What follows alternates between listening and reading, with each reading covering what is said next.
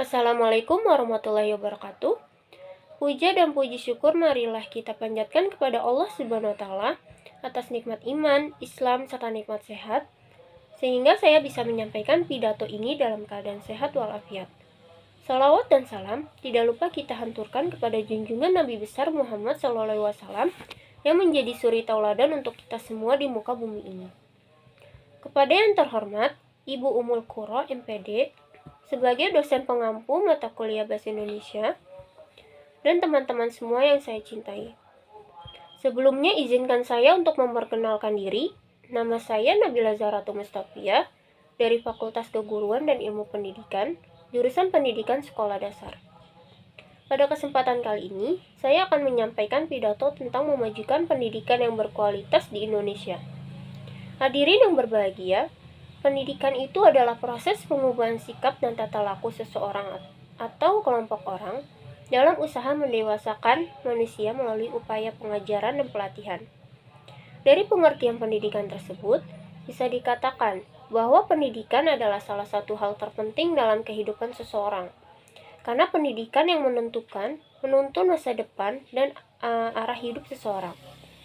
Walaupun tidak semua orang berpendapat seperti itu, namun bakat dan keahlian seseorang itu akan terasa dan terbentuk melalui pendidikan. Maka dari itu, pendidikan sangatlah penting. Kualitas pendidikan di Indonesia masih belum sempurna karena mutu pendidikan di Indonesia masih belum baik, di mana sangat banyak permasalahan yang terjadi di dunia pendidikan Indonesia yang seringkali menghambat peningkatan mutu pendidikan Indonesia. Salah satunya, rendahnya kualitas pendidikan Indonesia di daerah terpencil. Berbagai aspek yang menyebabkan daerah terpencil memiliki tingkat pendidikan yang masih rendah, yaitu yang pertama, tidak ada fasilitas yang cukup untuk menunjang proses belajar mengajar. Yang kedua, jumlah tenaga pendidik yang tidak sebanding dengan jumlah siswa di daerah tersebut. Yang ketiga, minimnya tenaga pendidik juga menjadi penyebab rendahnya pendidikan di daerah terpencil. Lalu masih banyak dijumpai kondisi di mana anak-anak belum terlayani pendidikannya, angka putus sekolah yang masih tinggi.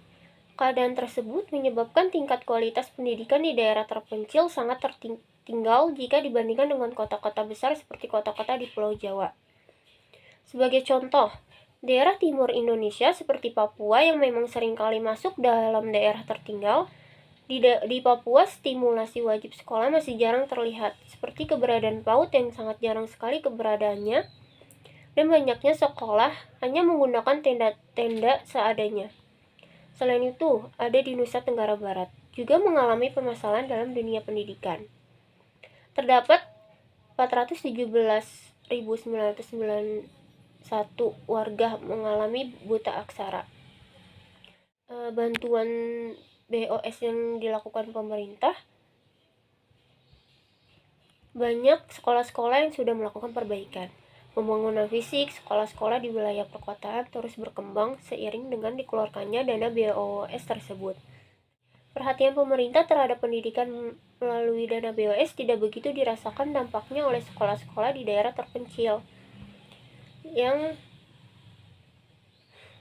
dimana kualitas pengajaran yang pas-pasan menjadi salah satu faktor penyebab pendidikan di daerah terpencil terkesan tertinggal. Kemajuan pendidikan di Indonesia hanya terpusat di daerah perkotaan. Maka dari itu, pemerintah sebaiknya menindaklanjuti biaya operasional sekolah terpencil ini agar mereka bisa merasakan dampaknya. Jangan hanya memperhatikan pendidikan yang di kota saja. Selain itu, fasilitas seperti internet dan yang lainnya harus ditingkatkan kembali. Dan untuk meningkatkan tenaga pendidik, pemerintah daerah bisa membuka lowongan kerja baru untuk guru profesional yang bisa diambil dari guru yang sudah pensiun, anggota TNI dan Polri yang sudah pensiun, guru-guru bimbel, anggota masyarakat yang berpendidikan dan peduli dengan pendidikan. Intinya, pemerintah itu harus lebih memperhatikan pendidikan yang ada di daerah terpencil, karena mereka sangat memerlukan bantuan untuk bisa mendapatkan pendidikan yang layak dan mencapai cita-cita mereka. Kita juga sebagai penerus bangsa harus peduli dengan pendidikan di Indonesia dan harus ikut membantu meningkatkan pendidikan sesuai kemampuan kita, yaitu dengan belajar sungguh-sungguh, tidak boleh bolos sekolah, dan lain sebagainya. Karena dengan begitu kita bisa menggapai cita-cita kita, dan suatu saat nanti kita yang akan membuat pendidikan di Indonesia akan menjadi lebih baik lagi. Mungkin itu saja pidato yang saya dapat sampaikan. Maaf jika saya ada salah kata atau ucapan. Sekian dari saya. Wassalamualaikum warahmatullahi wabarakatuh.